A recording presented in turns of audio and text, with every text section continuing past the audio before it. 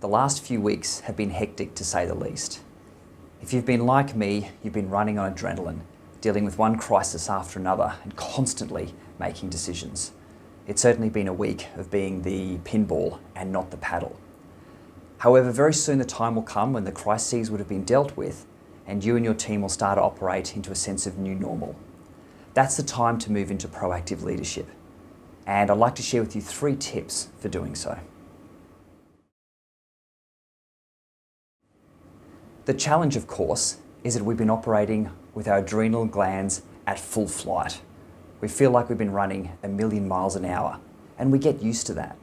So the first tip, the first thing we need to do is to reduce our dependence on our adrenaline. This might mean reducing the amount of caffeine you've been taking. You've probably been working for really long hours, time to cut them back to a little bit more normal. And you've probably lost time for yourself.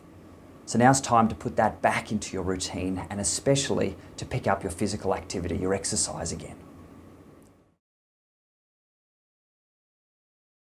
The second tip is to shift focus from what's not going well to what is going well.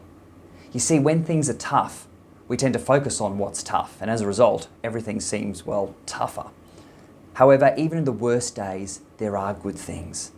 What we now need to do is shift our focus to what's going well, what's working, what are the positives.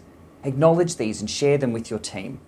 Perhaps in your regular meetings, ask each of your team members to share what's going well with their work. Finally, carve some time out for yourself.